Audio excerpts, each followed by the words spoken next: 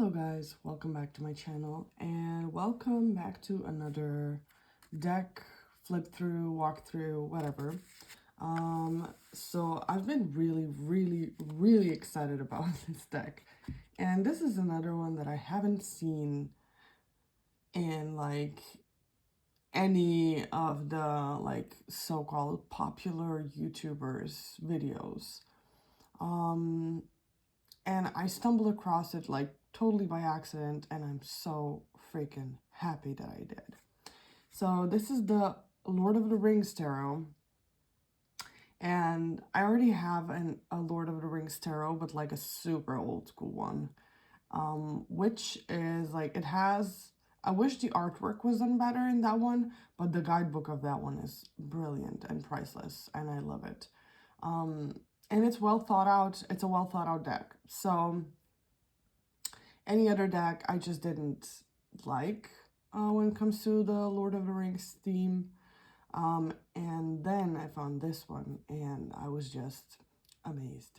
So my fiance was really kind, and he surprised me with it for our anniversary, and I love it. So we both love Lord of the Rings, so there's that. Yeah, I'm gonna put the link down in the description box. I think the shop on Etsy is called Fix Art, so like FICKES art. And I'm not sure right now, but I think this might be the only item that they're selling in their shop. So it comes in a tech box like this with a little clear screen, which I don't mind. I'm gonna be making a bag for it anyways, because I mean, Lord of the Rings deck needs a bag on its own. There's no guidebook, but you do get like this paper where it states like everybody and everything, that's like all the scenes and the people in the cards, so you can refer to this, and hopefully if you're a fan and you know the stories, then it's all good. Sorry, I'm still drinking my coffee. One thing I do want to get out of the way, because I know that there's going to be some proper Lord of the Rings fandom people who's going to like kick me out of the Lord of the Rings house, but I haven't read the books yet. They're on my like reading list, but I am absolutely and have been obsessed with the movies and the lore, and I played the Battle for Middle Earth game and all that stuff, so I love it. Okay, but I do know that I should read the books, especially in order to get this deck fully. So let's move on to the deck. So these are the backs, and I think they are gorgeous. They have Tingwar writing on the edges. I don't know if you can see that. Tree of Gondor. Gorgeous. So let me see what's the best way for me to do this. Probably just put it like this and flip, right? So I might refer to the little leaf thing just so I don't miss out on anything. So this is, the fool is Peregrine Took. Fool of a Took. When he when he looked into the Palantir, if you watched the movie, you know.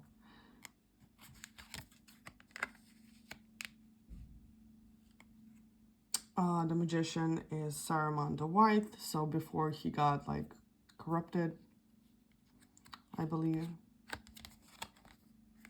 The High Priestess is Galadriel, which is beautiful. I love her. Then look at this. The Empress is Arwen, and the Emperor is Aragorn. And they, yeah, I love this so freaking much. I might have like squealed a little bit when I've seen this for the first time. Oh, sorry. The Hierophant, we have Gandalf the Grey, which I think fits with him like just randomly appearing into people's lives to bring them like random quests and whatnot. And then disappearing into God knows where, then reappearing again with like random new knowledge or cool item or whatever. I am obsessed with these lovers, okay? I think this can't be more perfect. And these are Gimli and Legolas. And fuck me, like, this is just brilliant. As, you know, if you know the story, Gimli is a dwarf and Legolas is an elf, so, and their, like, races have been kind of, I'm not gonna say at war with each other, but, you know, their trust was lost in the past. There was, like, betrayal and whatnot, and it's a really difficult thing, and it's definitely a decision to forge a friendship between two of these. And yeah, I love this. Then for the Chariot, we have Eomer and the Riders of Rohan, right before they ride out into battle. For Strength, I also love this card. For Strength, we have Frodo at the Council of, what is it called? Like the Council of Elrond, I believe, when the Fellowship goes there to decide what they're going to do about the ring and who should carry it, and nobody wants to carry it, or everybody wants to, or whatever. They like argue about it, and Frodo steps up and he's like, I'm going to carry it. And he's like physically the weakest of them all, but in spirit he's very strong. So I love this. For the Hermit, we have in the page it says Fangorn, but Fangorn is the whole forest as far as I know. I do believe that this could be just a random ant. It also could be Treebeard, but it says Fangorn, and I don't know. I wish they would portray like trees around him, so it would like show that he's, you know, because ants are like the shepherds of the trees. They're like the keepers of the forests. That there would be, you know, the forest of Fangorn around him. But I can imagine that, no problem. Wheel of Fortune is the ring, of course, which I think fits. Then for Justice, we have Theoden.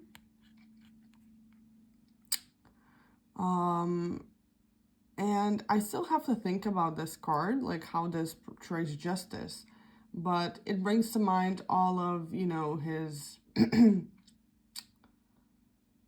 all of his, you know, how should I say, like problems and the challenges that he had to overcome while he was under possession of, I believe is, what's the Wormtongue's name, for fuck's sake? Is it Grima? How can I not remember this? We'll come to that dude and I'll show you. I think he's the Seven of Swords. Yeah, Grima Wormtongue. So, we'll see. The Hanged Man is Faramir. And I believe this is the scene where his father decides to, like, have a funeral pyre for him, even though he's not even dead yet. And, yeah. If you know the backstory, it ties a lot of things into this card. Death is Boromir, as he was fighting for Sam and Frodo, I believe, or for the hobbits when they were attacked by those Wow, my brain isn't working. Urukai, I think they were. I don't know. I don't think they were goblins. But either way, no, I think they were Urukai. And he was fighting his own temptations while all of this was happening, as he wanted to get the ring, and then like the goodness in him prevailed, and he fought for the lives of Frodo and Sam, and died while, you know, doing that. It was a sad moment. For Temperance, we have Samwise Gamgee and his taters. And I like that. I think he's the one to kind of tie everything together. And yeah, he balances out Frodo for sure. For the Devil, we of course have the Witch King of Angmar and the Nazgul in the back. The Tower is the Barad-dûr Tower. Which really kind of gives you the, at least it gives me the, you know, how should I say it? Like the vibe of, you know, how much power it has over this entire world. And how much of an impact it is when it finally collapses as well. Now for the star, this is Legolas. Shooting an arrow, and I think this is a Nazgul, like flying on one of those like drakes or whatever they are. And I don't think this scene is in the movies, so as I said, I need to read the books. Yeah, so I'm having a little bit of trouble connecting this to the star card, but let me know in the comments if you can explain this to me before I read the book. Or maybe tell me where I should look to find information about that. For the moon is, I think this is Eowyn. Let me check. Yes, this is Eowyn. And this is also interesting to me. But on another note, it makes me think of, you know, various phases of the moon and how she is super feminine on one hand, but also has this strong masculine energy. She's a warrior, she's a fighter, and, you know, she's the one to finish the Nazgul. You know, she chops off the, I think she's the one who chops off the, like, the Drake's head. I'm not sure right now, but she definitely kills the Nazgul. Like, she stabs him in the fucking face. And I will forever love the fact that he says, like, no man can kill me. As I think there has been, like, a prophecy that no man will ever be able to kill him. And then she takes off the helmet and is like, I am no man. And she stabs the fuck out of him. Yeah, so I think there's like a lot of facets to who she is as a person, and I need to explore this a little bit more as well. For the sun, we have Meriadoc Brandenburg, or as we know him more often, Mary, and I actually really like him as the sun. I know that for the sun they could have picked like a more prominent like character or whatever, but Mary is just this like ray of bright light and optimism, and he just like, he has this spirit of a child, but also can be very fierce, despite of his small size. And, you know, yeah, I can't describe this properly, but I like him for the sun. Then for Judgment, we have elves traveling to the Undying Lands, which is very, very appropriate for this card. For the world, we have the map of the Middle Earth, which I love. I want to get like a huge map of Middle Earth and just put it all over my wall. I have a friend who draws really nicely, and like maybe I'll be able to convince him to like draw this on my wall, but I know it would take like ages for him to finish it. So we move on to the cups. This is a file of Galadriel. Wonderful for the cups. Then for the Two of Cups, of course, we have Arwen and Aragorn vowing their love to each other. And yeah, I just love this, you know. She needs to give up a lot in order to be with him. And yeah, this is what love is all about, right? I mean, this is like what relationships are about. There's always work to be put in and sacrifices to be made. Then we have the Three of Cups, which is very Rider-Waite-Smith. I mean, I'm a little bit disappointed by this. When I look at the whole deck being freaking amazing, I don't mind it. But I feel like, you know, I feel like it could be done better. Because there are a lot of situations where they're like drinking. I'm like, the first thing that comes to mind is when they're at the, like, is it a prancing pony or what is it? Fuck, I can't remember, and I keep like mixing like Harry Potter lore with the Lord of the Rings lore, and I know like people are gonna lynch me for this, but yeah. You know, the fucking tavern where they're like partying, where they meet Aragorn for the first time, and all the hobbits are like getting huge ass beers and whatnot. You know, that could be put in here. So if the artist of this deck is watching, maybe consider, you know, revamping the deck, like making that Three of Cups, because that would be freaking brilliant. But yeah, sorry.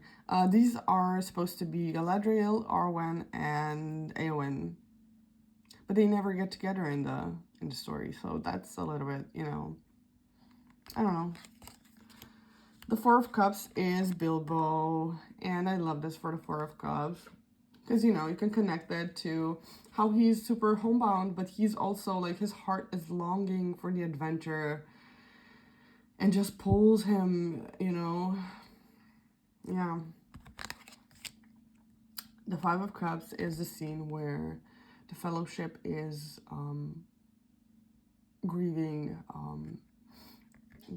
after the death of Gandalf the Grey, after his fight with the fuck, I can't remember. What is wrong with me? I won't be able to remember. My brain is unfunctioning. But after his fight with that demon thing in the mines of Moria, I believe it was. Yeah. Balrog. That's what I'm looking for, yeah. So after his fall. Six of Cups is Bilbo's birthday celebration, which I like. It definitely gives, you know, that homey vibe before everything kind of began. In a way, I don't know. Then the Seven of Cups, I also love, is the Mirror of Galadriel. Wonderful. You never know what you're going to see. The Eight of Cups is that moment when Gollum manages to persuade Frodo to enter Shelob's lair, and Sam is like trying to prevent him from going in there, but Frodo isn't listening, and Sam he leaves Sam behind and goes into this dangerous place. Oh yeah, so we have this Nine of Cups is Barleyman Butterbur, with his inn, and I can't remember the name of the inn. Is it like a prancing pony, or is it like something with the horses? Like, I don't know. But this is the place where the Three of Cups could take place, you know. But this basically is portraying him being like content with what he's made of his life,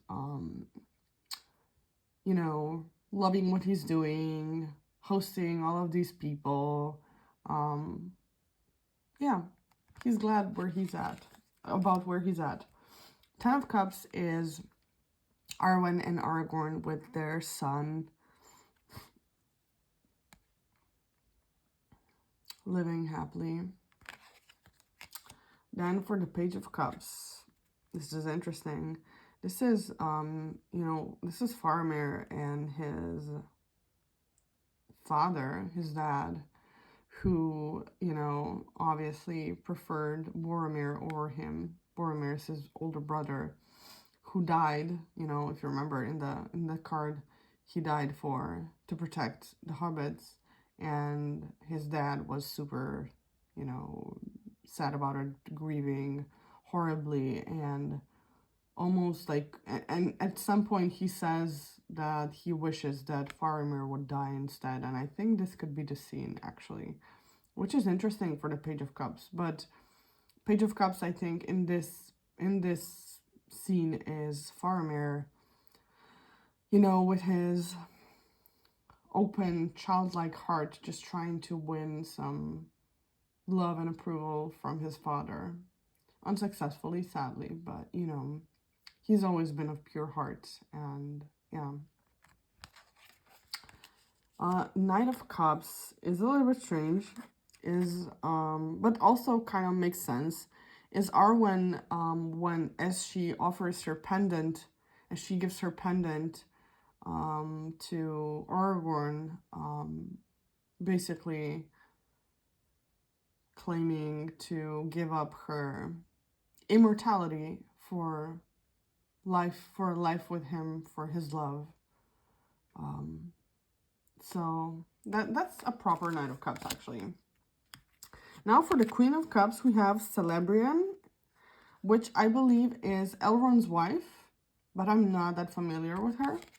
Then Elrond is the King of Cups. That's why I assume that, you know, this is what's happening. The Ace of Coins is the nut of the Malloran tree, which I think is beautiful. Malloran trees are those like beautiful, huge, ancient trees. And again, I need to read the book, but in the game, they're like very healing and magical. So I like this. For the Two of Coins, again, very Rider-Waite-Smith. Like, we could have a better depiction of this one to, like, really knock the ball out of the court, you know. But this is Gandalf the White balancing his tasks. I mean, okay, like, I can see how he is now Gandalf the White. He's, like, being this enlightened being where he needs to balance his, like, physical and spiritual, I guess. I don't know, I'm not sure. Then this Three of Coins is so different graphically, but I don't mind at all because I find it to be super cute and it reminds me of those old school games. And I'm sorry, this video is gonna be long because I love this deck. But yeah, these are like the dwarves. They're like mining and working together in order to, you know, find some beautiful stones and to make nice things and whatnot. But yeah, I really like this one. Then we have the Four of Coins, which makes a lot of sense to me. This is the Gollum, who's being consumed by his greed for the ring. And all he can think about is the ring and nothing else. And we can obviously see how it strips him of any beauty and abundance in life. Sorry, I have to finish my coffee.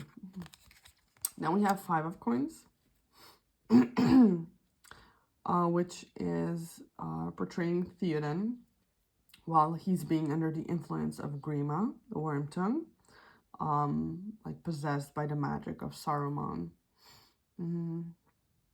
And yeah, I think it shows that inner struggle of the self nicely. And I love this 6 of coins. I think it is so freaking cute. So if you know that scene when the Fellowship is leaving, not Rivendell, but I think, no, it's not Mirkwood, but, I won't be able to remember right now. But that forest where Galadriel is, I think it's Mirkwood. Anyways, as they're leaving, she gifts everybody with something, and all that Gimli wants is a strand of her golden hair, and she actually gives it to him, like, very secretly, not to embarrass him. He's just like, oh, like, I love this. It's so cute. It gives me a lot of, like, that childlike vibes. I don't know. And also, like, it makes me think of, you know, how little we need sometimes in order to be happy. It's not all about, you know, what everyone else thinks is valuable. And we have 7 of coins. Is Sam that's tending his garden at home. And Sam has this super earthy energy to me anyways. So I love this. I love this. And he's super content about it, you know. The 8 of coins is portrays this jewelsmith forging rings, making rings until they can successfully forge the magical rings of power. And this person is supposed to be Anatar.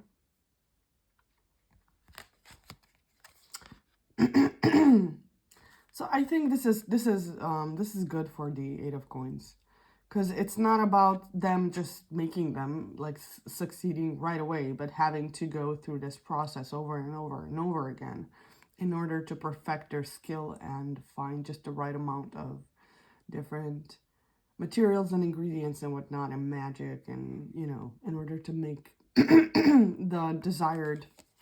to achieve the desired goal. 9 of coins is Sam, and I think this is Rosie. Let me just check. Yes, it says, quest completed. Sam finds joyous life for himself with Rosie and her children. Super cute, very cozy, very grounded, earthy, full of abundance. I love it. Then we have the 10 of coins, which is obviously showing Sauron being defeated. And, you know, this being 10 of coins, it makes me think of a lot of different things. And one of them is not just, you know, succeeding and being victorious, but also the legacy this will leave behind, how this will affect the whole world and all the generations of creatures and beings to come afterwards, how this will improve and change their lives. So this is initially also the legacy that these warriors are leaving behind for their descendants. I love it. Sorry. Page of coins, we have Smeagol and Deagle.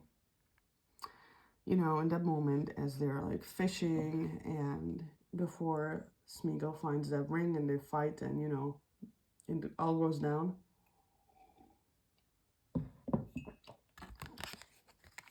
Knight of coins is that farmer. Let me check. Farmer Maggot, yes. Tending to his turnips. The farmer where, you know, Pippin and Merry are always, like, stealing from. So, yeah. He's just being super, Like, Farmer Maggot is just doing his thing. The proper, like, Knight of Coins. He's just doing the grind. Now, the Queen of Coins, we have Goldberry. And for the King of Coins, we have Tom Bombadil. I am not sure who Goldberry is, so I'll have to check, but I am assuming that this could be Tom Bombadil's wife. I know Tom Bombadil from the games. I know he's not portrayed in the movie. I know that obviously he is in the books, so again, I need to read the books. And even from the game, I do see him as a very, you know, King of Coins type of a character. So I might be totally wrong, but from what I can kind of get from the game, I believe that he's this very, very magical creature. I'm not sure what he is, but he's like almost like a little bit removed from everything that's happening in Middle Earth. He doesn't like really get touched by it. He doesn't really want to get involved. Although he is like this super fucking powerful creature. But I'm not sure what he is, because he's not a dwarf, he's not an elf, he's not... I don't know what he is. But yeah. Then we have the Ace of Staves, aka Ace of Wands. Gandalf's staff. Then for the Two of Wands, very Rider-Waite-Smith, but makes sense as well. We have the staffs of Gandalf and Saruman, which does make me think of choices and decisions and, you know, the paths that we decide to take. Three of Staves is Gandalf, as he's being, you know, he's being captured by Saruman at the tower up top. I don't know what it's called. Let me just see if it's maybe here. No, but he's like being a prisoner in the tower up super high with no chance of escape, and there's this moth that comes to him, and he like catches it and whispers into it, like does some of his magic, and yeah, that's how he manages to escape. But I think that's a nice Three of Wands. He's planning his escape. He's already taking actions on it, but the eagle that comes and saves him isn't here yet. But he needs to trust that this will happen. Because, you know, when he actually does escape, it's not like he sees the eagle as it's coming. I don't think. But he, like, jumps off this very tall tower, and he's falling down, and then all of a sudden the eagle comes and swoops him. So there's some level of trust that needs to be here as well. The Four of Staves is the Fellowship of the Ring, which I like for this. I love it. Five of Staves is actually Isildur, who doesn't deny Elrond to throw the ring into the, you know, the Mount Doom, into the fire to be destroyed. And this is the moment in time that actually influences everything afterwards. Because if he would have thrown this ring in at that point of time, none of that extra problems would happen. Which I like. It depicts like outer conflict as well as inner conflict. Then we have the Six of Staves. This is the coronation of Aragorn, I believe. Yes. And celebration and whatnot. And yes. Beautiful Six of Staves.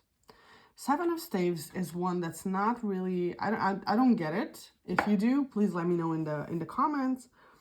It says on the paper, it says, 4 brave hobbits stand taller than anyone thought a hobbit could. So obviously this is in the end after, you know, they've defeated Sauron. And people bow down to them. But I don't understand how this is 7 of Wands. I don't know. I don't know. Let me know in the comments if you know. The 8 of Staves is Spears of the Riders of Rohan. Very Rider-Waite-Smith again. I think this could be done better, but I get it. 9 of Staves. We have, I think this is Aragorn, like hyping up the army for the final battle, which makes sense. They're all tired and scared, and nobody knows what will happen. And yeah. 10 of Staves. I love this for the 10 of Wands or 10 of Staves. This is the moment when Frodo just can't carry, like, he can't go on anymore, but he can't give the ring to anyone else to carry. And Sam says something along the lines, well, I can't carry the ring, but I can carry you, Master Frodo. And he picks him up and he carries him up the mountain. And oh, yes, this is definitely the perfect 10 of Wands, aka 10 of Staves. Page of Staves is Eowyn trying to convince her father to allow her to fight. Yeah. Knight of Staves is Legolas and Gimli getting like almost like ambushed by, I think this is Eomer. Let me just check. So Knight of Staves. It just says Gimli and Legolas approach the Raiders of Rohan with hostility. So yeah, I think this is Eomer. They're being like all spicy and stuff.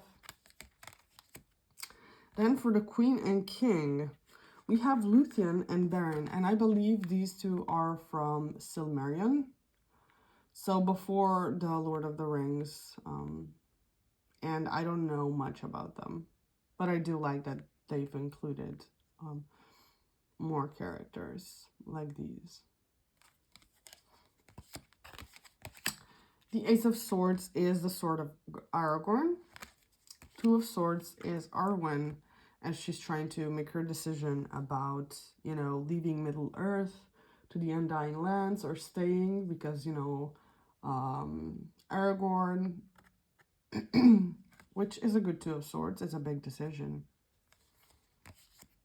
3 of Swords, I think this is a perfect 3 of Swords. This is Gimli, as they, you know, they go into the mines of Moria and he realizes that Balin and, you know, everybody in the Khazad-dûm are dead and that it's all infested by goblins. And, you know, that heartbreak that he feels as he sees the king's tomb is just, yeah, very 3 of Swords. Then we have the 4 of Swords, which I also, again, fucking love, obsessed. So, you know, this is the army of the dead, that Aragorn goes to summon to fight by his side and fulfill their, you know, their oath, basically. And until they do that, they can't rest in peace. And this is basically after the battle, as he dismisses them, as he like bids them farewell, and they finally are laid to rest. So perfect. Then we have the 5 of Swords, which is the Dead Marshes, I think.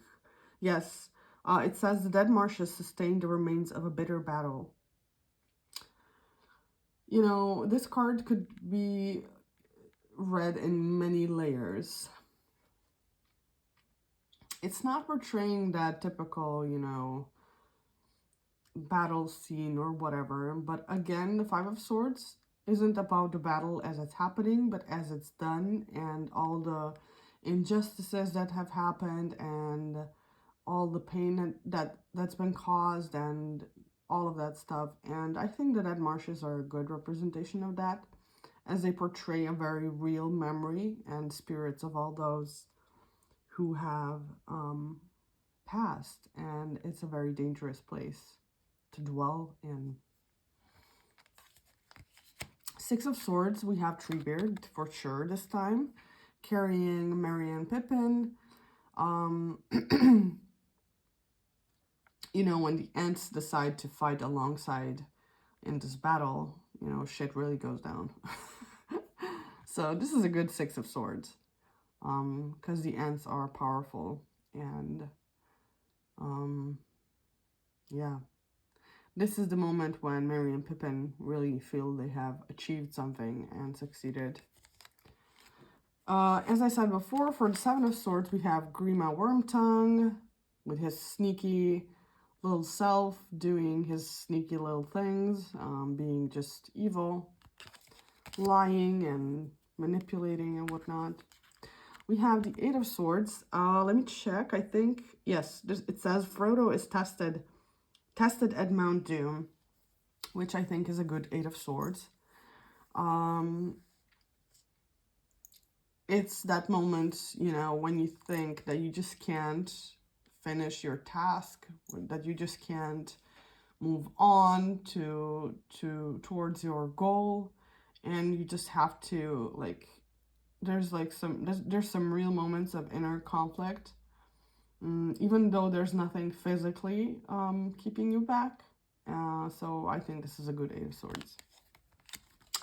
Then we have Nine of Swords, which is Faramir's dad. I always forget his name. Denethor, right. It says Denethor's pride and despair drive him to madness. And I think this is a good Nine of Swords card. Nine of Swords typically depicts, in the Rider-Waite-Smith at least, typically depicts that person that's like sitting up in their bed being tortured by their like fears, anxiety, and just like it depicts like very harsh moments when it comes to mental health. So I think Denethor is a good representation of that. This is like, I think this is depicting like the peak of his madness, so to speak. Just before he sets the pyre, the funeral pyre on fire, where Faramir is laying on, still alive. Everybody's trying to tell him not to do it, but he's just, yeah, he's just not here anymore. Ten of Swords is when the ring finally is thrown in the fires of Mount Doom, starting to melt. Page of Swords is those, let me check what they're called. The warning beacons of Gondor send their call for aid, which is interesting for Page of Swords. I thought that they would put like a person.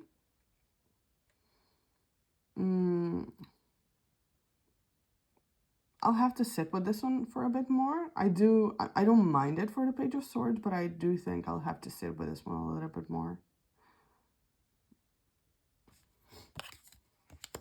Then for the Knight of Swords, we have the Uruk-hai raising his sword. And this is interesting because in the whole deck, there's not... Well, there's the Witch King of Angmar and whatnot, but, you know, at least for the court cards, we have no, like, bad guys, but then we have this random Uruk-hai for the Knight of Swords. But it also fits because the Uruks are, like, very mindlessly, like, going into battle, just for the sake of going into battle, almost, it seems. So, yeah, it fits the vibes of Knight of Swords. Then for the Queen and King, we have Galadriel and Celeborn. Celeborn is Galadriel's husband. In the movie, he's not really that much of a big deal. But yeah, that's it. I do like them for the Queen and King of Swords though, because they are like they are approaching the situation with a lot of thought, and like they're not just like going into it with the emotion, I think. Very detached in a way, but still making important and big and good decisions. So yeah. So that's it. It's been a long ass video. I'm sorry about that, but yeah, it's just what happens when I'm talking about a deck that I really fucking love. And this is a good, well made deck. I just wish that, you know, a couple of those cards, like the Three of Cups and perhaps the one where everybody's bowing down to the hobbits, or maybe I just need to like figure that out, would be done differently. But mainly just the Three of Cups and I don't know, the Two of Pentacles, I think. The one where Gandalf is balancing two things in his hands. Those are like very typically Rider-Waite-Smith and have nothing to do with the story. Like, I wish that those would be different, but I don't mind like a couple of cards that are like randomly put in there. Is they still make, like, I can still read them, but yeah, the whole deck is made so well. I just wish that they would be, you know, revamped. Maybe sometime in the future. Anyways, thank you for sticking, you know, out with me for such a long time, if you have. And I'll see you in the next video. Bye!